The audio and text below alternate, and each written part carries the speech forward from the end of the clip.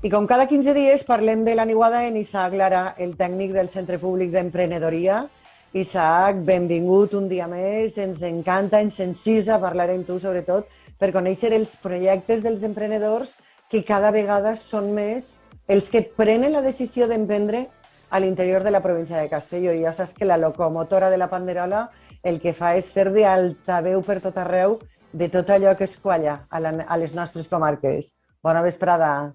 Bona vesprada, Loles. Ja saps que nosaltres... Digue'ns. No, que anava a dir, vas a presentar-nos a Vicente Varela, veritat? És veritat, sí. Ara vos contaré. Nosaltres, el que tu deies, ens encanta pujar-nos al tren de la Panderola i sobretot seguir potenciant els municipis d'interior i seguir potenciant l'ocupació en els municipis del nostre pacte territorial. Entonces, avui us vinc a contar un projecte que us explicarà directament el seu protagonista, ¿vale? Que es diu Vicente Varela i fa coses tan xules com esta. Això què és?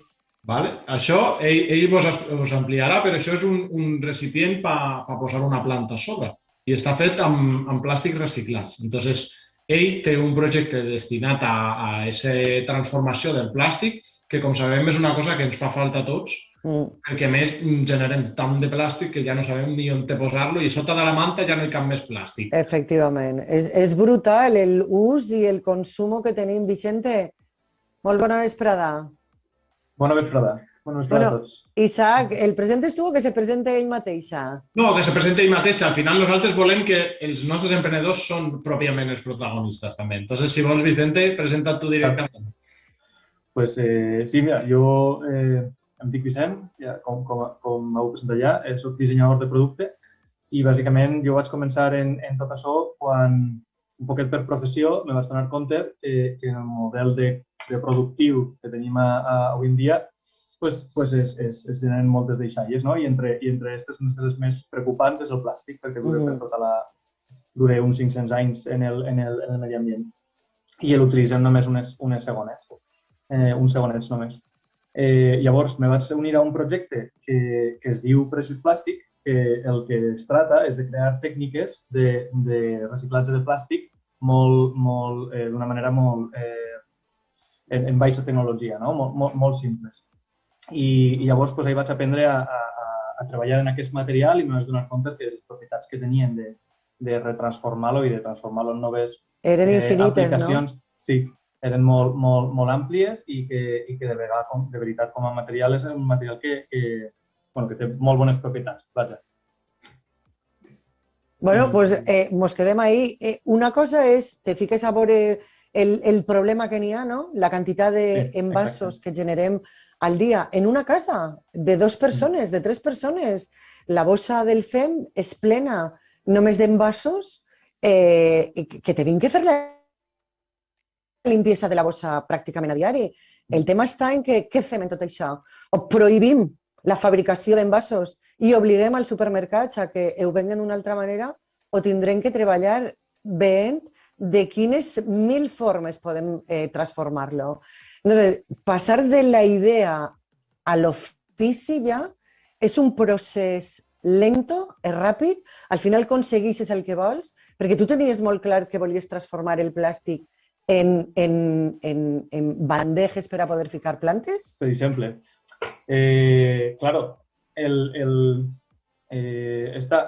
lo que tú dices és veritat. Per un costat hi ha que tallar la producció de nous plàstics perquè són massa i molt amplis, no? Però un poquet el meu projecte, el que me volia dedicar era a 2 punts. Una vegada la gent que es dedica a produir nous productes, que sàpiguen que aquests materials és algo molt útil i que se pot aplicar en els seus models de negoci i jo com a dissenyador puc facilitar aquesta introducció en aquests materials, no? Perquè conec un poquet el món i puc ajudar ahí. I una altra part és la part educativa, la part de l'educació que aquest problema també té una part prou important, que és un poquet educar sobre el procés de conscienciació. La bandeja que hemos ensenyat, Isaac, dimos per a què ens serviria i a on la podem trobar? Tu el que fas és dissenyar productes per a diferents empreses. No, conta'm, perquè tu, a banda de ser dissenyador, també fas el procés de transformació del plàstic. Claro. Vale. Efectivament. En aquest cas, per exemple, vaig agafar unes planxes de plàstic reciclat, com podrien ser, per exemple, aquestes que tinc així també, Sí. i ho vaig fer per a un company de la Niuada que em va demanar que ell tenia il·lusió de tindre una maceta pel seu bonsai feta de plàstic reciclat, per què no?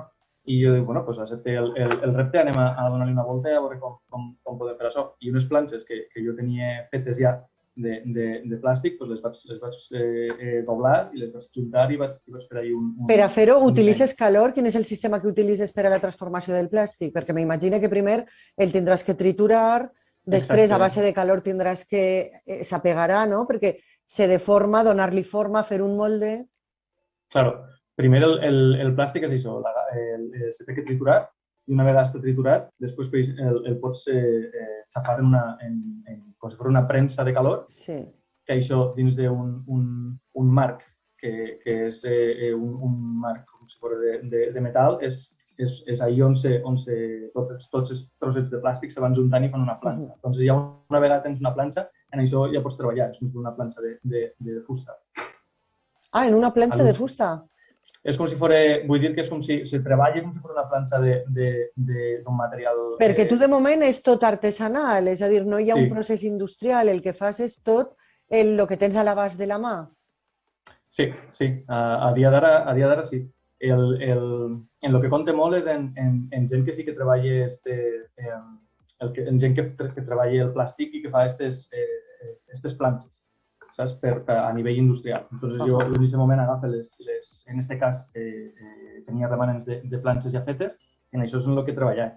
Però diguem-ne que això és el plàstic dur, que és els envasos, com poden ser les botelles i tot això. I després tenim també els plàstics film, que són les bosses de la compra i tots aquests plàstics que són així un poquet més... Això és més complex, Claro, això, per exemple, triturar no se pot triturar, però, per exemple, si agafem una planxa de cuina, una planxa de casa, perdona, que serveix per planxar, això, per exemple, tu pots fusionar les capes i fer que se convertisca en un cuero. Per exemple, per un altre projecte me van demanar fer bosetes com si foren renyoneres, fetes en el plàstic. I això el que vaig acabar fent, això va ser fusionant-les capa a capa per a fer un material com si fos un cuir i això després cosir-ho en màquines de cosir normals, sense més ni menys. Però tens més productes ahí fets per tu? Ensenya molts? Doncs mira, el que més acabat tinc ara mateix és este, perquè tot el més, per exemple, que tinc són prototips de cadira. Doncs com que no tinc la peça així gran. Però sí, me pareix que vos vas passar un vídeo d'un banc que se veia com l'estava fent. Ahí se podria veure... Pues mira, ahí el tenim. Exacte. Ves explicant-nos, Vicente. Sí, perquè més que ensenyar-los jo en la mà, el vídeo l'ensenyarà un poc millor. Això és un projecte que vaig fer en un centre cultural d'Alemanya, que volien fer una activitat involucrant a tota la gent del centre en el procés i vam dissenyar un banc públic per instal·lar-lo allí en el centre. Me pareix brutal, I bueno, vam estar xerrant i aprenent tots a utilitzar aquest material, a tallar-lo, a doblar-lo, un poquet transferir tot el coneixement que jo tinc de com fer com transformar aquest material i un poquet ensenyar-los a treballar-lo, perquè la seva funció o el seu motiu de tot això és perquè ells volien tindre una màquina que pogués transformar aquest plàstic allí, no? D'aquesta manera. Vicente, i per què te'n vas anar a Alemanya? En aquest, mira, perquè és una companya d'uns altres projectes que està treballant i que ara treballava en aquell... Està treballant en un centre d'allí d'Alemanya.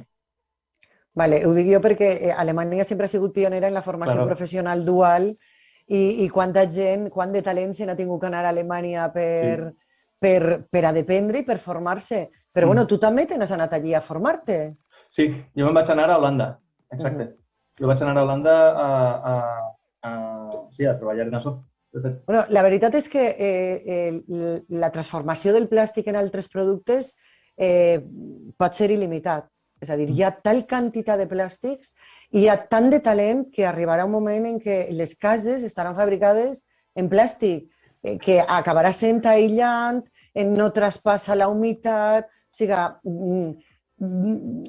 tocados por la campana. Tenim que seguir traient aquesta creativitat que té l'ésser humà per a poder transformar allò que generem, però a més en quantitats abismals. O sigui, és que cada vegada que pensen les illes que van corrents per ahir, per els oceans, o les costes de països africans que estan plenes de fem de plàstic, em fique a tremolar. Enhorabona per aquest talent, que no pare. Me pareix fantàstic el projecte. Quan he vist l'estuig o la rinyonera fet un cuir en plàstics, me pareix brutal. O sigui, és que me pareix tindre un cervellet increïble. Vamos, de fet, vaig a provar, jo soc amuntomanita, vaig a provar-ho, llavors que me carregaré, no sé quantes planxes vaig a carregar-me. Si tens alguna pregunta, m'ho dius. Tu agafes el paper de cuina, el paper de forn, fica-l antes, fica-l damunt del... I planxes ahí, vas fent capes, claro. Vas fent capes. I ahí pots fer el muntatge que vulguis. Això té que ser una passada. Lo xulo és que el procés no té per què ser complicat, saps? Claro. A nivell industrial, pues sí, perquè necessites volumen, però a nivell xicotet també se pot fer, que és un poquet lo interessant del projecte. Vicente, enhorabona, de veritat, volem seguir la teua carrera. Mos encanta i mos entusiasma. Isaac, com sempre, eternament agraïda per portar-nos a estos emprenedors que prenen unes decisions d'emprendre en projectes que són brutals i que és tot talent que tenim a les comarques castellonenques. La veritat és que sí, estem molt contents del talent que tenim i que s'ha d'explotar. O sigui, l'hem d'aprofitar. Algú l'ha d'aprofitar i estos serem sens dubte nosaltres. Relacionat amb Vicente, jo crec que ara el següent pas ja, Vicente, és fer-los un taller específicament a la Panderola per explicar-los com fer el tractament del plàstic en directe. A veure què diu Sandra i com ho fa Sandra, també. Pues ja te dic jo que sí, que acepto pulpo com a animal de companyia. Perfecte. Vicente, moltíssimes gràcies, enhorabona per aquest talent i a tu també, Isaac, per ser part d'esta promoció d'emprenedors que tenim a través de la Niuada. Estàs fent un treball magnífic, així que nosaltres anem a seguir ahí. Gràcies, Loles. Gràcies, adeu. Hasta luego. Adeu.